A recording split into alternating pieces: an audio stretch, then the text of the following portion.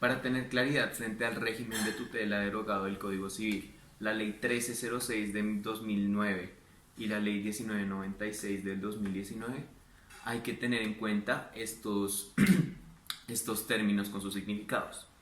El primero, tutor. Tutor es aquel que se encarga de cualquier decisión jurídica, toma la potestad también jurídica de un individuo. El individuo debe ser un incapaz por discapacidad mental o física, o por tener una minoría de edad, o por tener algún tipo de enfermedad física que le inhiba a tomar decisiones acertadas. Ahora,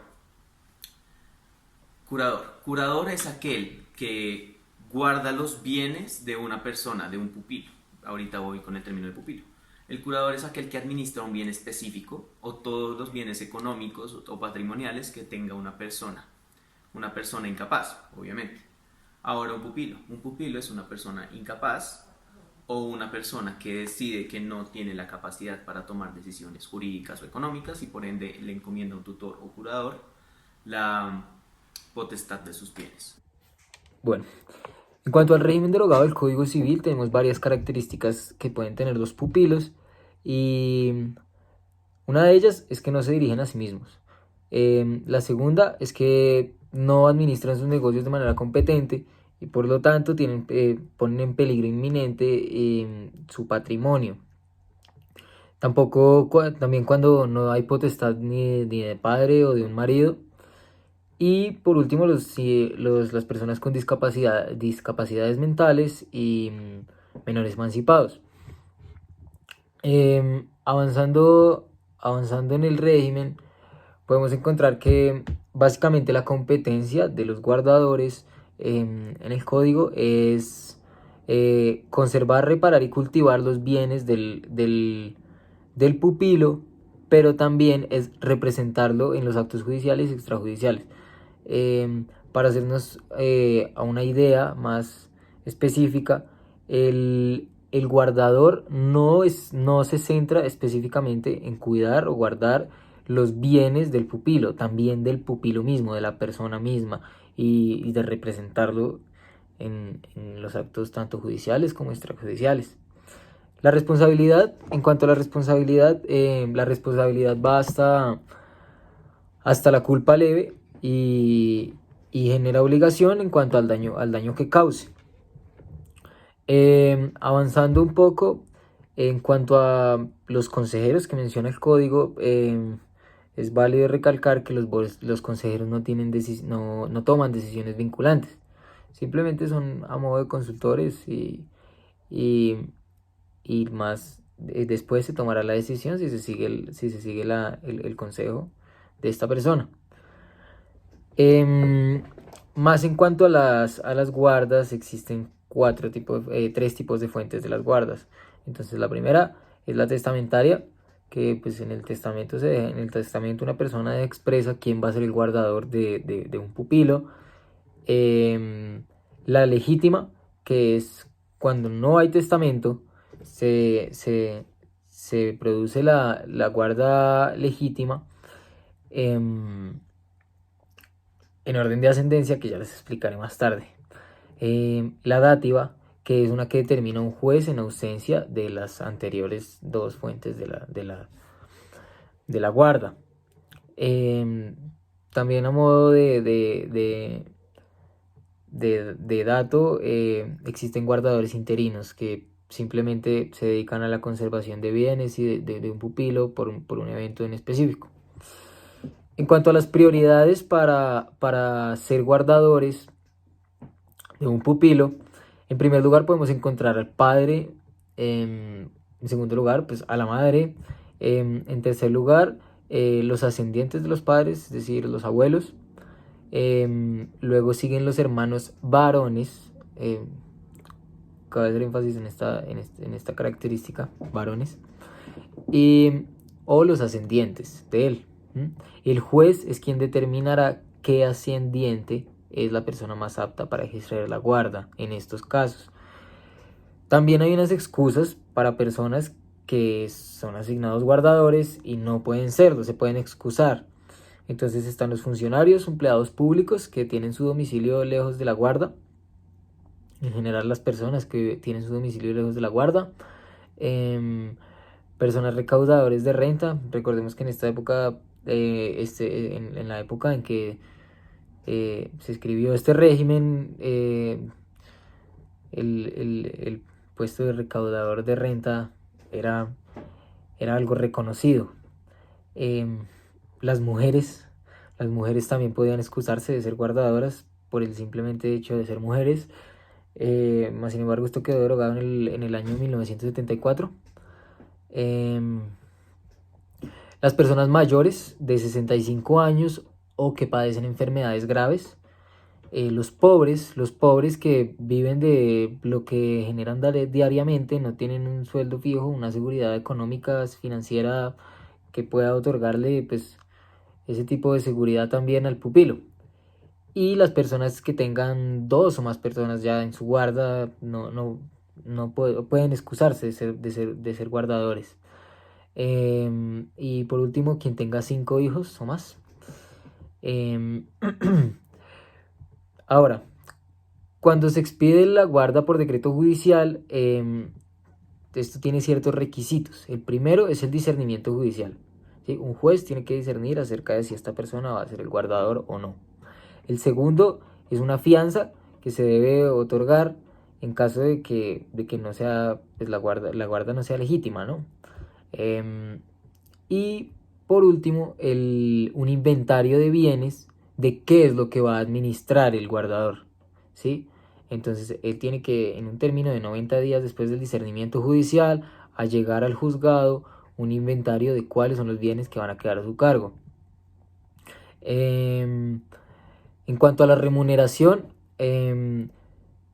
no puede exceder de la 10ª parte de los frutos que produzcan los bienes del pupilo, y en el caso de que haya más de un guardador por pupilo, se dividirá esta 10ª parte entre los guardadores, y si estos consideran que requieren más remuneración, tienen que allegar al juez la solicitud y el juez determinará si les otorga más remuneración por su guarda.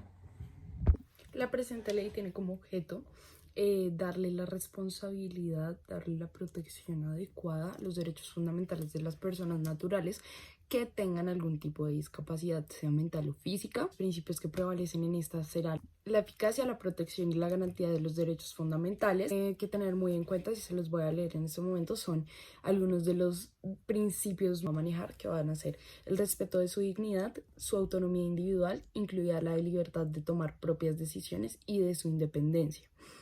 La no discriminación por razón de discapacidad, la participación e inclusión de penas efectivas en la sociedad, el respeto por la diferencia, la aceptación de las personas con discapacidad mental como parte de la diversidad y condición humana, la igualdad de oportunidades, la accesibilidad, el respeto y la evolución de facultades de los niños y niñas en discapacidad mental. Y bueno, algunos puntos de los que voy a rescatar bajo los principios de esta ley va a ser tanto como el respeto y la evolución de las facultades de los niños, debido a que habían colegios anteriormente que no aceptaban niños por tener algún tipo de discapacidad, lo cual les generaba algún tipo de discriminación y se les vulneraba los derechos fundamentales.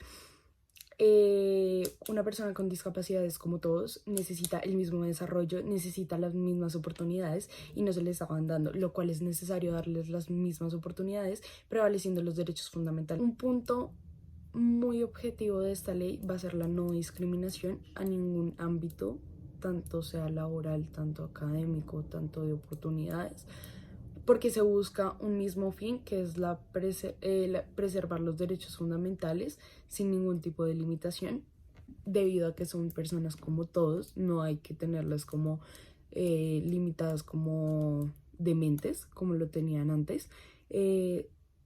Esta ley llega a cubrir vacíos tanto jurídicos. Preservación de los derechos fundamentales es algo necesario para el desarrollo de la vida de una persona. Van a existir 3 tipos de papeles en esta ley. Va a ser la del pupilo, que va a ser la persona con discapacidad mental, la del curador, la del consejero y la del guardador. El consejero va a estar cuando, compañero Felipe, los requerimientos para ser un curador o su capacidad de accesibilidad, tanto como para ejercer un cargo como el de contemplar la administración de los bienes del pupilo, la representación en actos judiciales del pupilo, tanto extrajudiciales como judiciales.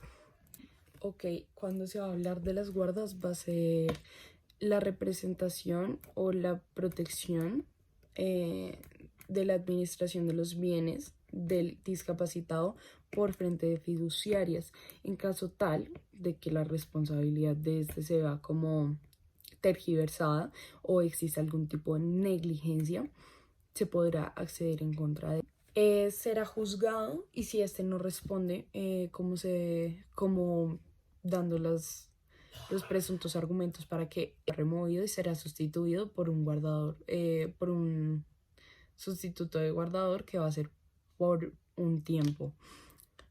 Cuando se habla económicamente de cómo se favorecen ellos, va a ser que se les va a pagar por el trabajo que están ejerciendo. En caso tal de que sea un guardador suplente, se les va a dar el pago bajo el tiempo que estuvieron ejerciendo el trabajo. La ley ha sido el pie para alcanzar a llenar esos ciertos vacíos jurídicos que tenían las personas que pues tienen algún tipo de enfermedad que les limite el ejercicio de su vida cotidiana. Entonces, nada, ¿cómo finaliza esta ley? La finaliza como suspendiendo algunos artículos ya anteriores, modificándolos, adecuándolos a los principios, adecuándolos a las necesidades. Ahora procederemos a explicar la Ley 1996 del 2019.